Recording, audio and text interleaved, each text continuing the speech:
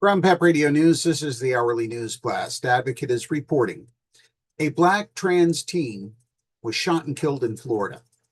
Almost no one reported it.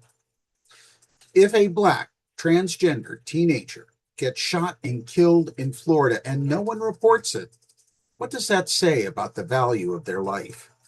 It's a question trans activists are struggling with after the scant attention paid to the killing of Jayla McGee, a 19-year-old whose death has been barely acknowledged by the media or authorities. McGee's relatives announced her death on social media after she died on July 5th. Posts promoting a candlelight vigil held July 18th identified her as Jayla and Baby J, while others used her apparent assigned name. In various posts, her mother, Jayla McGee, referred to McGee while also sharing graphics bearing the name Jayla. According to social media reports, McGee died from gun violence in Belle Glade, Florida, where she was born and raised. The Palm Beach Sheriff's Office confirmed responding to a shooting at 5:28 p.m. on Southwest Avenue B. Upon arrival, deputies located an adult male deceased from gunshot wounds. A spokesperson for the sheriff's office told the Advocate, which misgendered and dead-named her. Detectives are investigating the shooting as a homicide. No motive or suspect information is known at this time. But a mysterious fatal shooting with the killer potentially still at large has garnered no media attention in the Palm Beach market. That's despite South Florida being a major media market. The shooting occurred less than an hour from West Palm Beach and roughly the same distance from President Donald Trump's Mar-a-Lago estate, in a lower-income inland community where near one of the wealthiest coastal regions in the nation. The death did earn notice from Pittsburgh Lesbian Correspondence, which chronicles the deaths of transgender people, particularly transgender people of color. The site notes that McGee was the 15th reported transgender person of color killed in the United States this year. I'm a little shocked that we cannot find any information, any acknowledgement that this young person was ripped from this mortal coil by gunshot, wrote site founder Sue Kerr in a blog post.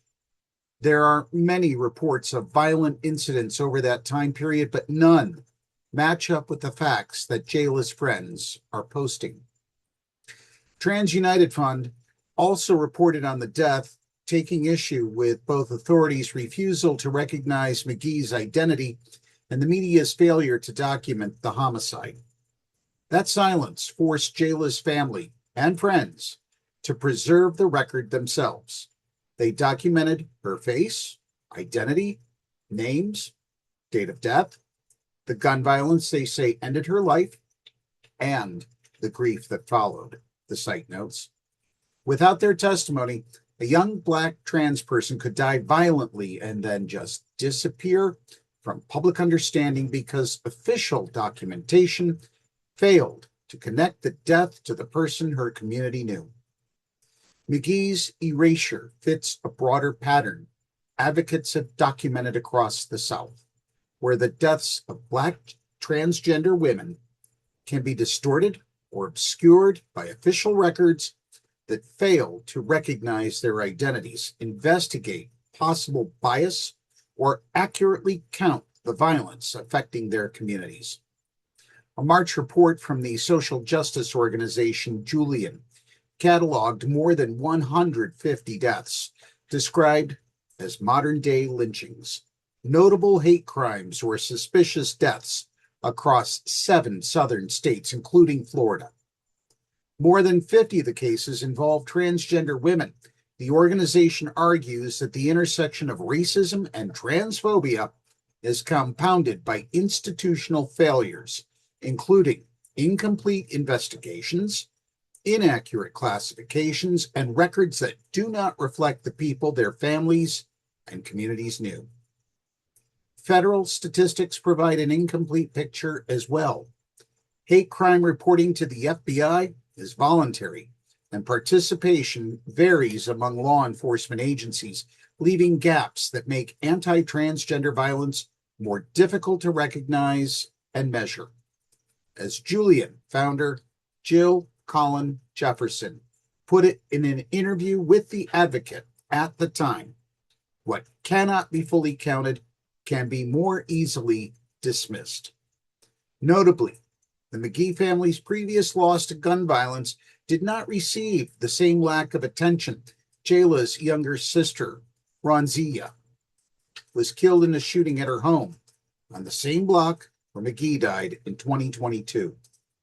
That tragedy earned extensive coverage from ABC affiliate WPBF. That's the news blast for this hour. PEP Radio is available on the Live 365 app, the homepage at paequality.com, Roku, Alexa, and wherever you find streaming radio. Up next, we have the Meadville area weather forecast here on PEP Radio.